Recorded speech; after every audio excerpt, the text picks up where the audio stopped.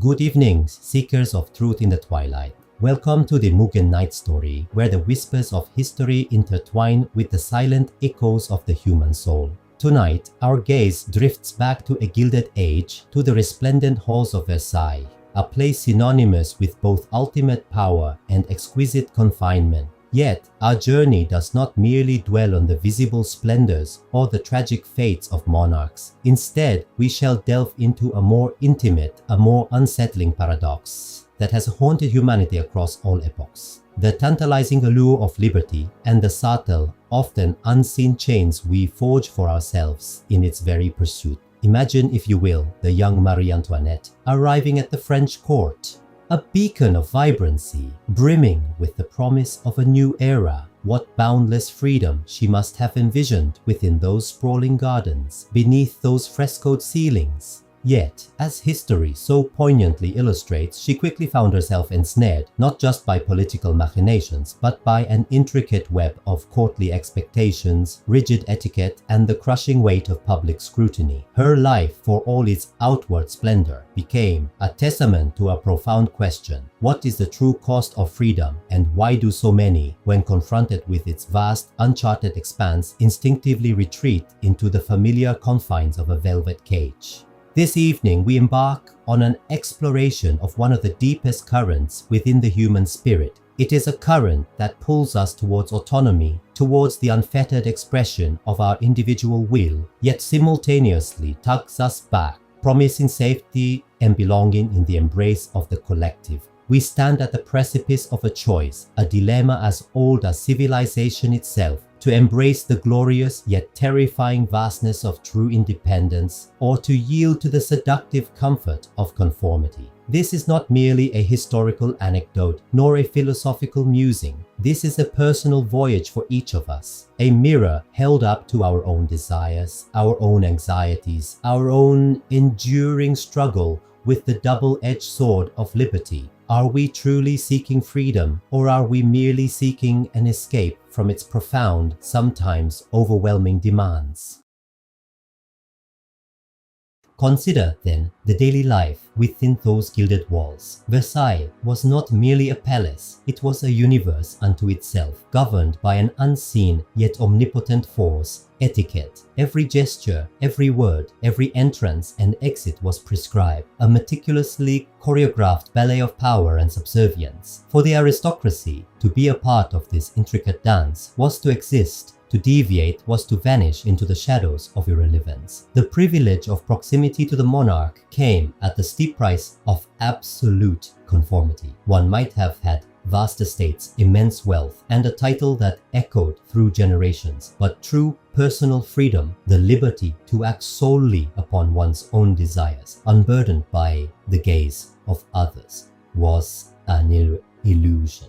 Marie Antoinette, often remembered for her perceived extravagance, was in many ways a prisoner of her own station. She sought solace in her private hamlet, the Hameau de la Reine, a pastoral fantasy where she could pretend to be a simple milkmaid, escaping the crushing formality of court. Was this a genuine embrace of simplicity, or a desperate flight from the suffocating expectations of her role? She longed for a freedom that her birthright denied her. The very notion of a queen pursuing simple pleasures was revolutionary, precisely because it defied the rigid social construct she was born to uphold. Her attempts at personal expression, her choice of fashion, her penchant for entertainment, all were scrutinized, amplified, and ultimately condemned by a society that demanded she embody an ideal, not a person. The courtiers too were bound. Their entire existence revolved around the king's favor, a capricious wind that could elevate or destroy. To secure their position, they had to be seen, to participate, to outmaneuver rivals with grace and cunning, all within the strictures of acceptable conduct. The perceived security of belonging to this elite circle, the comfort of knowing one's place, however restrictive, offered a strange kind of peace. It absolved them of the heavy burden of individual choice, of forging their own path in an uncertain world.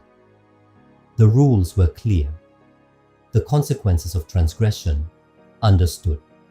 In this golden cage, the walls, though confining, also offered a sense of protection from the bewildering expanse of true, unadulterated liberty.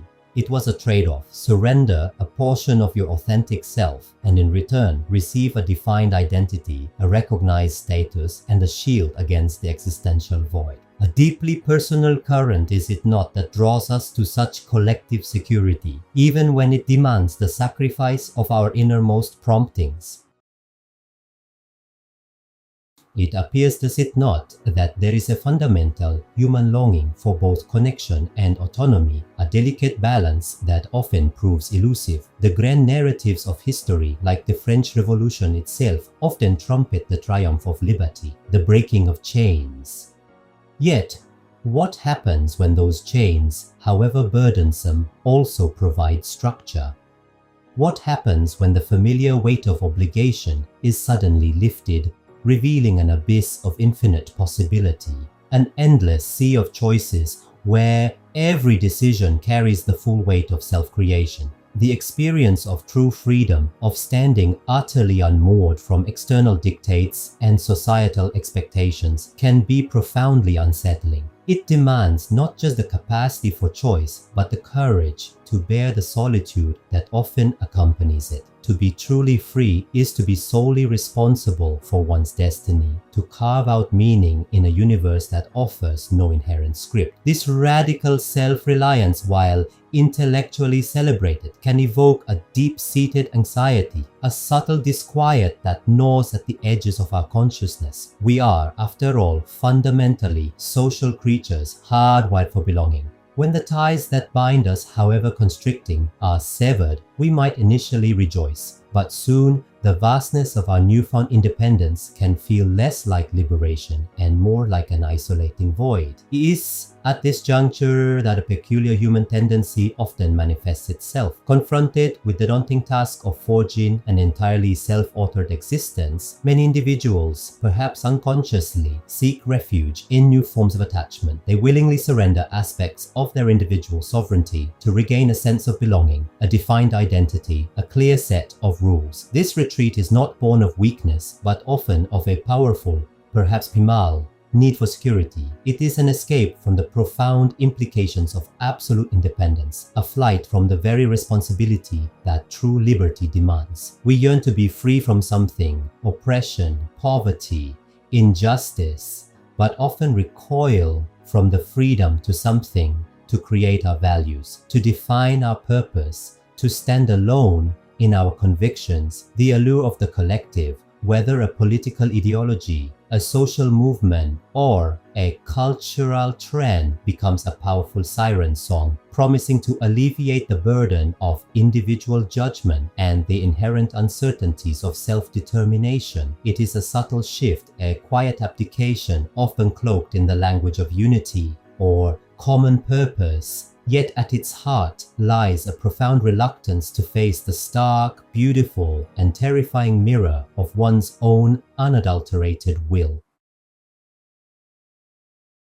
The Gilded Cage of Versailles may seem a relic of a bygone era, its rituals and strictures confined to the annals of history. Yet the fundamental human dilemma it so eloquently illustrated, the dance between liberty and the allure of belonging, has merely transformed its attire in our modern age.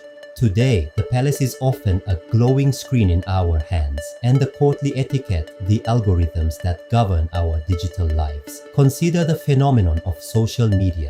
We are offered an unprecedented platform for self-expression, a seemingly boundless arena for individual voices. We can connect, create, and communicate with a global audience, unfettered by geographical constraints or traditional gatekeepers.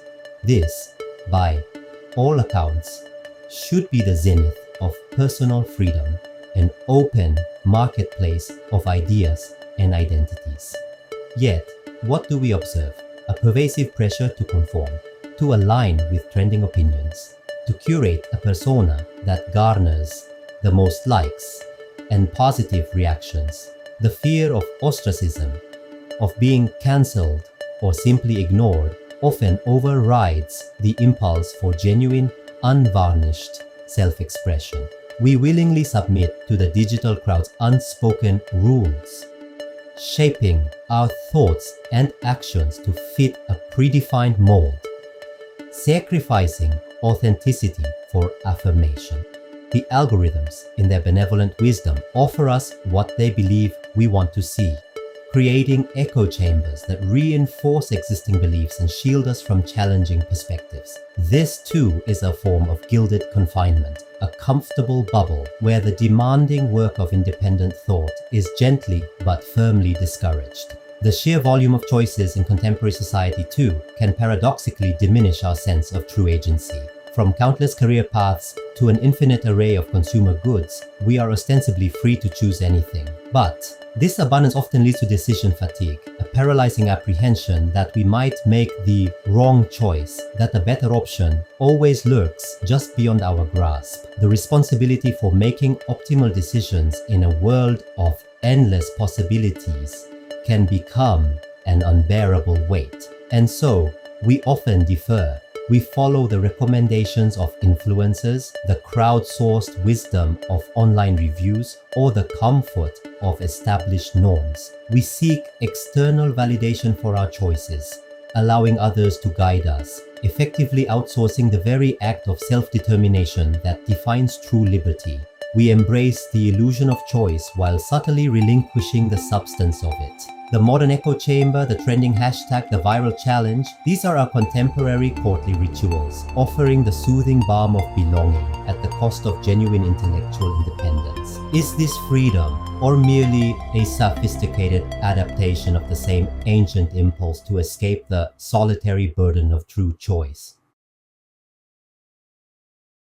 As your narrator, I confess that this theme resonates with a particular depth within my own silent chambers of reflection. For much of my existence, I have championed the ideal of freedom, holding it as a sacred compass guiding every decision, every philosophical inquiry.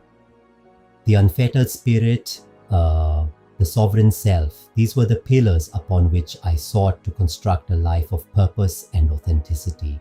I have observed history, dissected human nature, always seeking the threads of autonomy and the moments when individuals dared to defy the gravitational pull of the collective. Yet, I also recall epochs when the currents of life were too strong, the societal tides too overwhelming to resist. There were moments not of weakness, but of profound weariness, when the sheer weight of incessant decision-making, the relentless forging of an individual path, became a burden almost too heavy to bear. In such times, a subtle seduction arose, the quiet comfort of being carried along, of allowing the collective will or the dictates of circumstances to steer one's course. There was a peculiar, almost illicit peace in relinquishing control, in simply flowing with the river rather than constantly battling against its formidable currents. It was a momentary reprieve from the exacting demands of absolute freedom, a fleeting surrender to the ease of conformity, however transient. This intimate dance between the yearning for absolute self-determination and the temptation to seek solace in collective embrace is, I believe, woven into the very fabric of our being. It is not a flaw, but a complex facet of the human condition. It is the exquisite tension between the individual's boundless potential and our innate need for connection, for safety in numbers. So, as we conclude this portion of our journey tonight, I invite you not to judgment, but to introspection. Look into the mirror of your own soul, past the superficial desires and the readily accepted narratives. Ask yourself, with a quiet sincerity that bypasses the ego, what does freedom truly mean to you? Is it the boundless expanse of choice with all its inherent responsibilities and solitary majesty? Or is it at times a formidable adversary? Its demands a heavier burden than the comfort of a shared path, however constrained. Where do your deepest currents lead you? Towards the audacious flight of the solitary eagle, or the reassuring flock moving in synchronized harmony? The answer, my dear viewer, lies not in my words, but in the silent chambers of your own heart.